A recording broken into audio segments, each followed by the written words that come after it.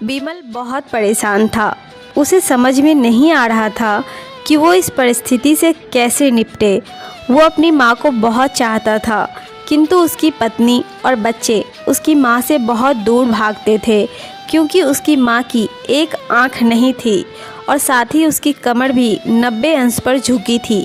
वैसे वो अपना काम सब खुद कर लेती थी, परंतु वो उसकी पत्नी और बच्चों के लिए हमेशा खटकती है।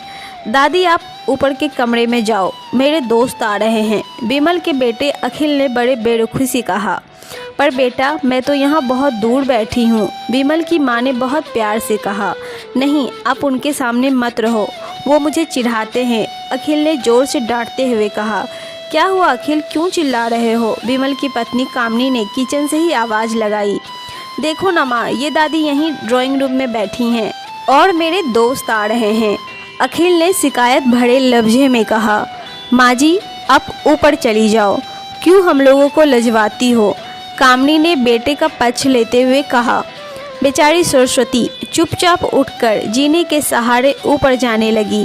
कमर झुकी होने के कारण उन्हें ऊपर चढ़ने में बहुत परेशानी हो रही थी, किंतु वो पूरी ताकत से ऊपर एक अकेले कोने वाले कमरे में जाकर बैठ गई। बिमल बाजू के कमरे से सब सुन रहा था। उसे कष्ट हो रहा था कि उसकी माँ को अपमानित होना पड़ रहा है, किंतु वो असहाय था। अगर वो कुछ कहता तो पत्नी और बच्चे उसका विरोध करने लगते हैं। दूसरे उनके तर्क भी सही लगते हैं। चूँकि वो प्रशासनिक अधिकारी था, उसका सामाजिक स्तर बहुत ऊंचा था, उसकी ससुराल भी एक उच्च घराने में थी, अतः वह चुपचाप इस तरह हर दिन अपनी माँ को अपमानित होते देखता रहता था। रात को बिमल की पत्नी ने कहा, देखो जी, अब कुछ करो। कल कलेक्टर साहब की पत्नी आई थी, माँ जी अपनी देसी धुन धारा में उनसे मिली। मुझे बहुत शर्म आ रही थी, बताते हुए कि ये मेरी सास हैं। मैंने कह दिया कि दूर की रिश्तेदार हैं, इलाज कराने आई हैं। बिमल को रोना आ गया, किंतु फिर भी वह चुप रहा। उसे समझ नहीं आ रहा था कि वो क्या करे।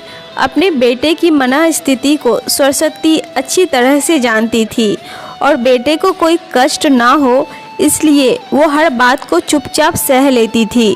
बिमल बहुत उदास रहने लगा। एक तरफ परिवार और सामाजिक स्तर पर जीने की प्रतिबद्धता थी, तो दूसरी ओर माँ। आखिर माँ से अपने बेटी की यह हालत नहीं देखी गई। एक दिन उसने अपने बेटे से कहा, बिमल, बहुत दिन हो गए हैं, मैं अपने गांव जाना चाहती हूँ, मुझे वहाँ पहुँचा दो, मेरा यहाँ मन नहीं लग रहा। किंतु माँ, वहाँ तो कोई नहीं है, तुम्हारी देखभाल कौन करेगा? बिमल ने आश्चर्य से पूछा। अरे, सब गांव वाले तो हैं और वो तुम्हारे मामा जी तो उसी गांव में रहते हैं, और फिर हम सारी व्यवस्था कर आएंगे ना। कामनी को तो जैसे मन की मुराद मिल गई हो। हाँ बेटा, बहुत सही कह रही है, सरस्वती ने लंबी सांस लेते हुए कहा। बिमल जानता था कि गांव में माँ की देखभाल करने वाला कोई नहीं है, लेकिन अपनी पत्नी के जिद के कारण वह अपनी माँ को गांव छोड़ने पर विवश हो गया। माँ को गांव छोड़कर आते वक्त उसे रोना आ रहा था तथा अपनी बेबसी पर गुस्सा भी आ रहा था, किंतु परिवार, पत्नी और समाज ने उसके इस मनोभाव को दबा दिया और वो सुकून सा महसूस करने लगा। कुछ दिनों के बाद उसके चाचा, जो अमेरिका में रहते थे, आने वाले थे। जब बिमल बहुत छोटा था, उसके पिता जीवित थे, तब वो भारत आए थे और उसके बाद वो अब भारत आने वाले थे। पूरा परिवार और आस पड़ोस बहुत उत्साहित था। अमेरिका से बिमल के डॉक्टर चाचा आ रहे थे। डॉक्टर रमेश ने जैसे ही घर में कदम रखा, सबने मिलकर बहुत उत्साह से उनका स्वागत किया। क्यों बिमल, भाभी नहीं दिख रही है, कहाँ है? डॉक्टर रमेश ने उत्सुकता पूर्वक पूछा। जी, वो गांव में रहती हैं, यहाँ उनका मन नहीं लगा, कामनी ने सपाट लहजे में उत्तर दिया। डॉक्टर रमेश ने बिमल की ओर देखा तो बिमल ने अपनी आंखें झुका ली। डॉक्टर रमेश सब समझ गए। बोले, कल हम भाभी से मिलने गांव चलेंगे सब लोग। दूसरे दिन सभी लोग गांव के घर में पहुंचे। देखा कि सरस्वती को बहुत तेज बुखार है और वो पलंग पर असहाय पड़ी है। डॉक्टर रमेश दौड़कर सरस्वती के पास गए, उनके पैर छूकर रोने लगे। सरस्वती की ये हालत उनकी कल्पना से परे थी। वाह बेटा बिमल, तूने तो नाम उजागर कर दिया। अपनी माँ की ये हालत देखकर तुझे तो शर्म भी नहीं आ रही होगी। डॉक्टर रमेश ने बिमल को लगभग डांटते हुए कहा, नहीं देवर जी, बिमल का कोई दोष नहीं है। मैं खुद गांव आई थी। सरस्वती ने अपने बेटे का बचाव किया। मुझे सब पता चल गया भाभी, आप चुप रहो। क्यों बहू, तुम्हें अपनी सास की क्रूरता पसंद नहीं है? समाज में तुम्हें नीचे देखना पड़ता है ना? डॉक्टर रमेश ने कामनी की ओर व्यंग से देखा। कामनी निरुत्तर होकर बिमल को देखने लगी। आज तुम जिस सामाजिक स्तर पर हो वो इन्हीं के संघर्षों की देन है।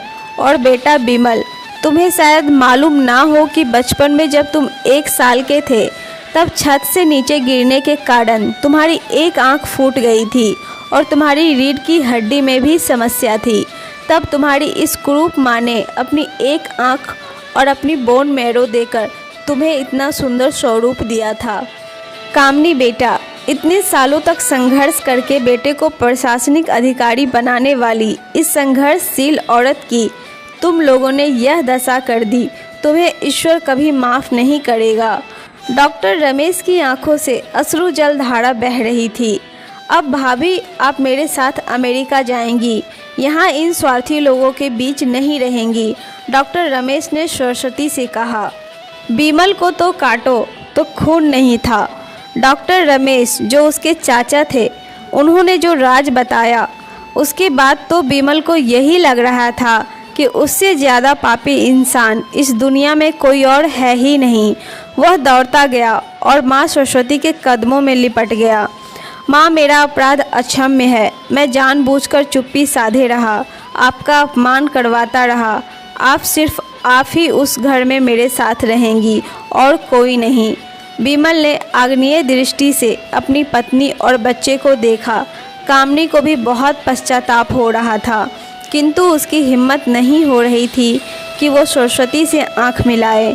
सरस्वती ने कामनी की मनस्थिति को समझकर उसको पुचकारते हुए अपने पास बुलाया और बिमल को डांटते हुए कहा, खबरदार, जो मेरी बहू को मुझसे अलग करने की कोशिश की तो तुझे ही घर से बाहर निकाल दूंगी। कामनी और बच्चे ने सरस्वती के पैर पड़ते हुए अपने व्यवहार पर माफ़ी मांगी और माँ के हृदय ने सबको माफ़ कर दिया। ऐसी माँ के लिए इस कहानी को शेयर, लाइक और ऐसी ही कहानी सुनने के लिए मेरे चैनल को सब्सक्राइब ज़रूर करें।